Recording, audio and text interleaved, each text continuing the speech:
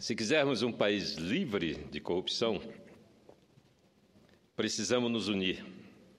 É o que diz Nicolau Dino, corregedor da Câmara de Combate à Corrupção do Ministério Público Federal, no manifesto onde apresenta 10 medidas para aprimorar a prevenção e o combate à corrupção e à impunidade. As propostas objetivo transparência, prevenção, eficiência e efetividade. Concordo em gênero, número e grau com a portaria da Procuradoria-Geral da República do Ministério Público Federal, número 50, de 21 de janeiro de 2015, assinada pelo Procurador-Geral da República, Rodrigo Janot, que resultou nas 10 medidas propostas pelo Ministério Público Federal, fruto de estudos desenvolvidos pela Força-Tarefa da Operação Lava Jato. As medidas buscam evitar a corrupção, criminalizar o enriquecimento ilícito, aumentar penas da corrupção e tornar hedionda aquela de altos valores. Agilizar o processo penal e o processo civil de crimes e atos de improbidade. Fechar brechas da lei por onde criminosos escapam. Criminalizar o Caixa 2 e lavagens eleitorais. Permitir punição objetiva de partidos políticos por corrupção em condutas futuras. Viabilizar a prisão para evitar que o dinheiro desviado desapareça. Agilizar o rastreamento do dinheiro desviado e, por fim, fechar brechas da lei por onde o dinheiro desviado escapa. As medidas geraram anteprojetos de lei que se encontram no Congresso Nacional desde o 1º de junho. Neste momento, a sociedade se mobiliza em defesa das medidas através da coleta de assinaturas que pode dar origem a um projeto de lei de iniciativa popular.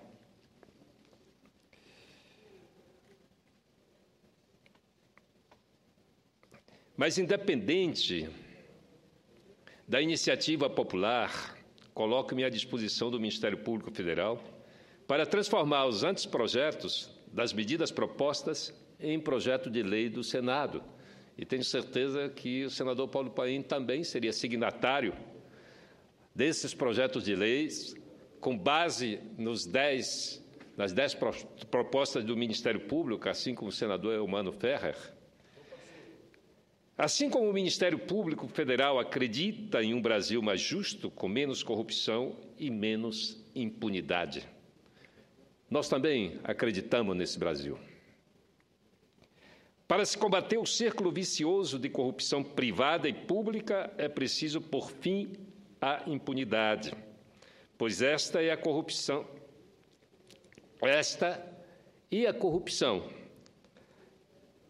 aparece intimamente relacionada em diversos estudos. Impunidade e corrupção caminham de mãos dadas.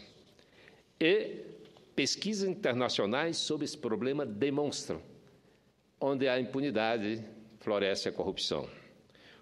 Os ministérios públicos têm trabalhado com rapidez e agilidade nos processos envolvendo crimes de corrupção, mas nem sempre alcançam a justiça, porque o sistema favorece a demora, a prescrição e a anulação do caso com base em formalidades. Veja, senhor presidente, nós temos, parece uma escola. Os exemplos do federal repercutem no estadual, que vai até o municipal. Em 2013, o Ministério Público deslanchou uma operação no meu estado, envolvendo a mesa diretora da Assembleia Legislativa e praticamente os 22 de 24 deputados. Naquele então, o presidente da Assembleia acusava, o presidente da Assembleia, deputado Moisés Souza, acusava o governador de estar em conluio com o Ministério Público para desgastá-lo. E agora nós temos a mesma situação aqui no governo federal. O Ministério Público ameaça denunciar o presidente da Câmara. ele aparece envolvido na Operação Lava Jato. E ele parte para cima da Presidente da República e também para cima do Procurador-Geral, como se esses fossem os culpados pelo seu envolvimento em algo ilícito. A estratégia é a mesma, para confundir a opinião pública. Mas eu tenho a impressão que as nossas instituições nunca estiveram tão fortalecidas como estão nesse momento. Pela primeira vez na história, nós temos a possibilidade de dar um passo adiante, vencer a crise sem abalo institucional, que isso me enche de muita satisfação e de alegria, saber que essa possibilidade de fato existe. Senhor presidente, eu dei a minha contribuição ao combate contra a roubalheira que assola o nosso país desde os tempos da colônia, né? Na primeira carta que Pero Vaz de Caminha encaminhou ao rei de Portugal, naquele então ele já pedia, uma belíssima carta, uma poética carta, ele então pedia um emprego para o genro dele lá em Lisboa.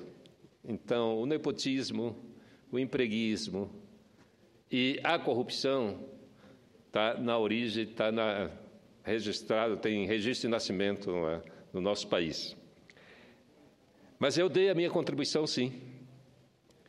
Com a aprovação da Lei Complementar 131 de 2009, mais conhecida como Lei da Transparência, aprovada nessa casa em 2004, e depois de 5 anos, em 2009, aprovada na Câmara Federal, no bojo de um grande escândalo, o escândalo das passagens aéreas.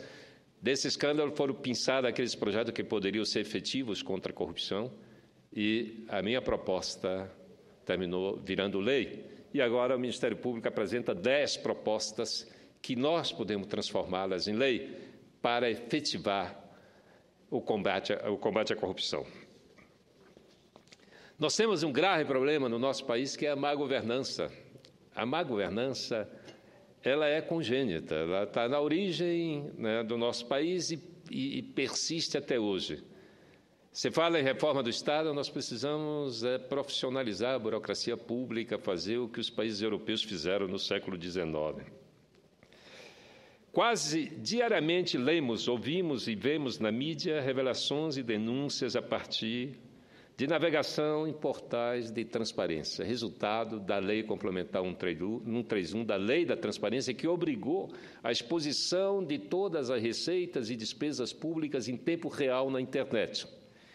E isso tem dado um resultado fantástico. Diariamente, os jornais, alguns jornais se especializaram em consultas diretas a esses portais para poder, então, informar os seus leitores.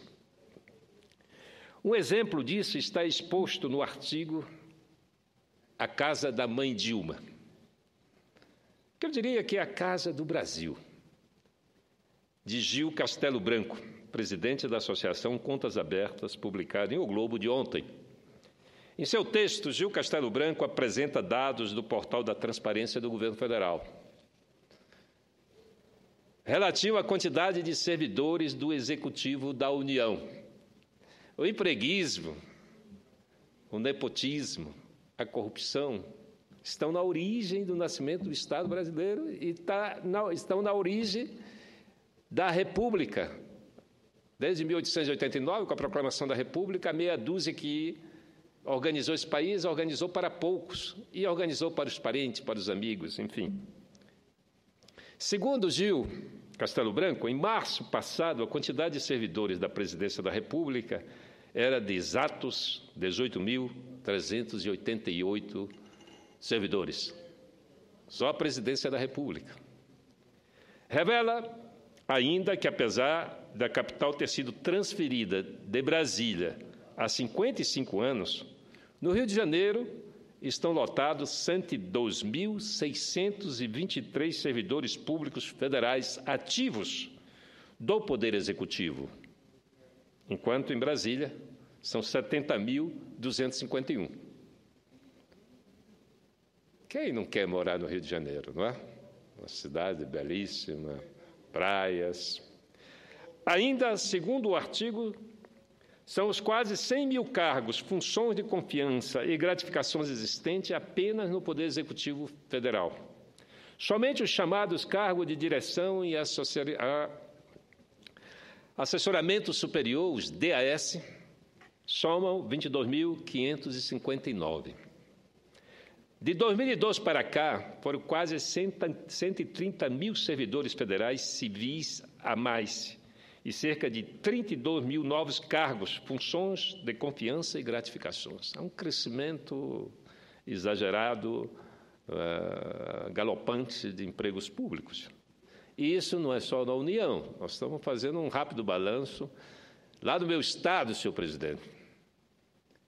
De janeiro, em janeiro, existiam 28.300 servidores públicos no estado, no executivo. No final de maio, já estava em 32 mil e poucos. A folha de pagamento, senador Garibaldi, a folha de pagamento em janeiro era de 138 milhões. A de julho chegou em 173 bilhões.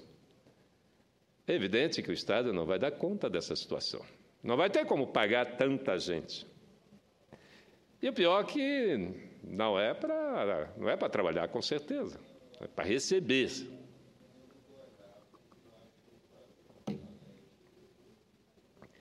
No caso do governo federal, infelizmente, o governo federal insiste em um ajuste fiscal que esfola a população. A gente tem visto aqui, sobrecarrega os trabalhadores, as empresas, e favorece os de sempre, as elites. Ao invés de enxugar a máquina pública e encampar as medidas eficazes para o combate à corrupção, proposta pelo Ministério Público Federal, faz o contrário, sobrecarrega a sociedade. Em tempo de crise, é necessário medidas de contenção de despesas.